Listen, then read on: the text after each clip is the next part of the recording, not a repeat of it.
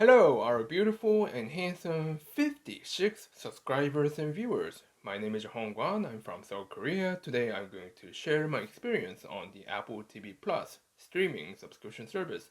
Simply put, the Apple's version of Netflix. Before we begin, we need to clarify some names here. There are three things that contain the word Apple TV. First, there is the Apple TV, which is a device Apple sells for as little as 150 US dollars to 200 US dollars, depending on the configurations.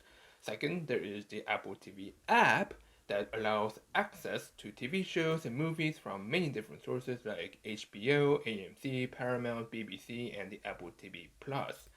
The app itself is preloaded and pre-installed for free on the Apple hardware devices like the Apple TV, the Apple iPhone, the Apple iMac, and the Apple MacBook.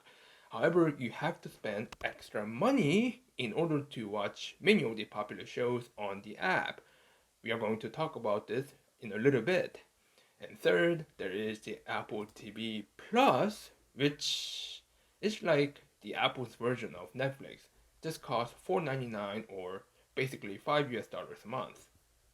With that naming convention clarified, let's talk about how each of them serves a purpose in the grand scheme of things. First, they lure the customers in with their hardware products like the iPhone, the AirPods, the MacBook, and the Apple TV.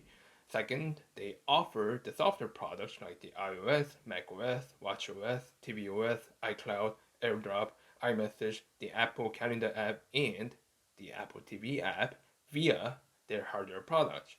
By providing easier connectivity and continuity between Apple specific hardware devices, it keeps the customers on the hook. I suppose you can call them as the bait on the hook.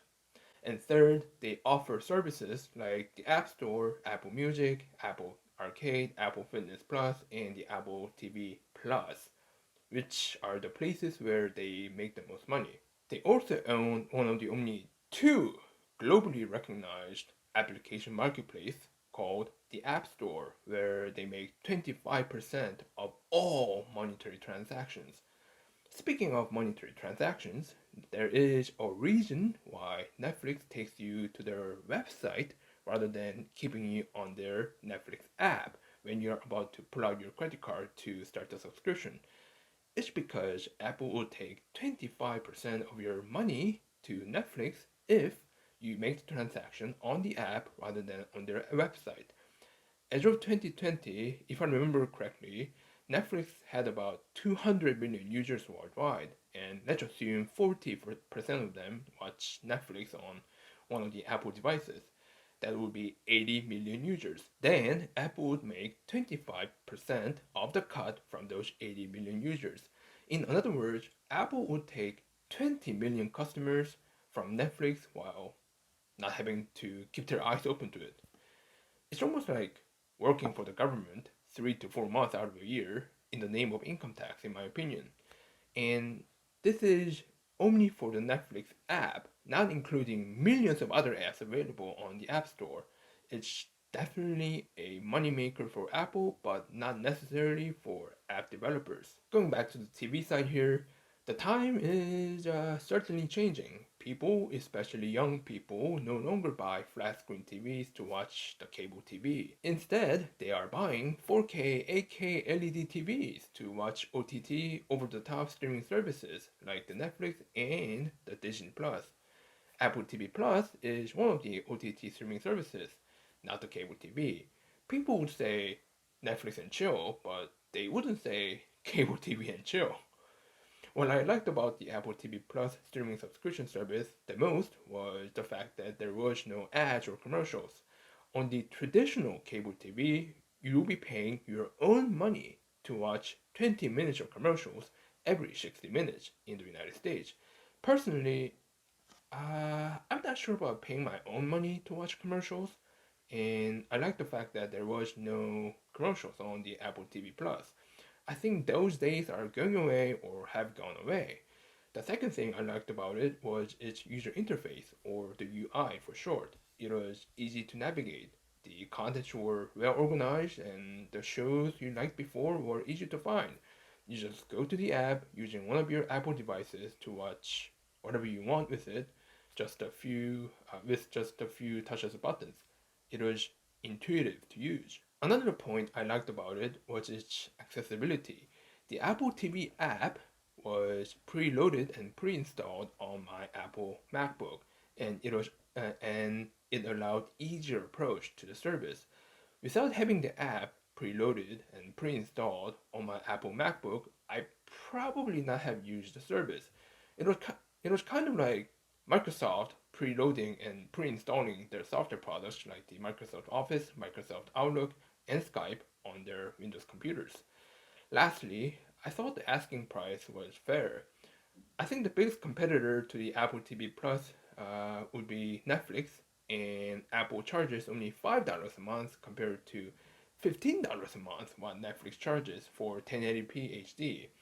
If I remember correctly, though, I think Netflix was talking about maybe raising their prices to $20 a month for the standard plan, but I'm not sure when that might happen.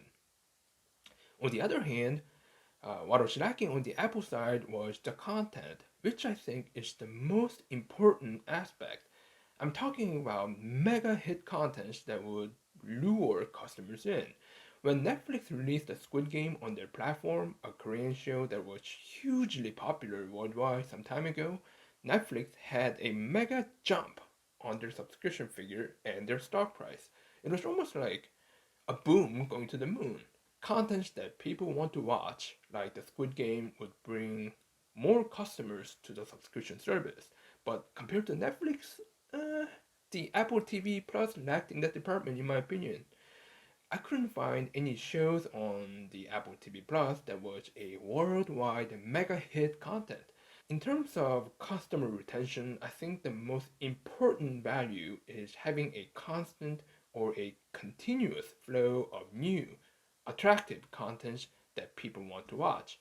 Without that flow, people may subscribe to the service to taste what it's like, but they may drop out later down the line because they may decide that it's not worth spending their money month to month.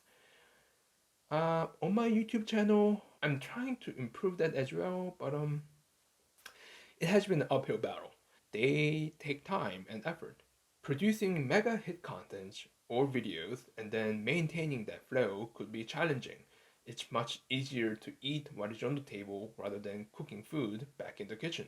Just like food, everybody has different tastes, so you may find something good here or you may not find something good here. For me, the Snoopy was pretty good. The Greyhound was pretty good as well. Ted Lasso was alright, I suppose. Other than that, I'm not sure. I heard the other restaurant called Netflix has better menu. In terms of the Korean market, I think it's going to be a tough battle for Apple. I mean, the OTT streaming service market in Korea is already taken over by Netflix and the local OTT streaming services like TVing, Wave, and Watcha. Netflix was the first mover, therefore they have the first mover advantage. But Apple trying to break into that market could be kind of tough. I mean, look at Disney Plus. They landed in Korea just a few months ago, and although I think they are making some steady progress, Netflix is holding strong. It's going to be interesting to see how Apple may make progress against Netflix, Disney Plus, and the other Korean OTT services.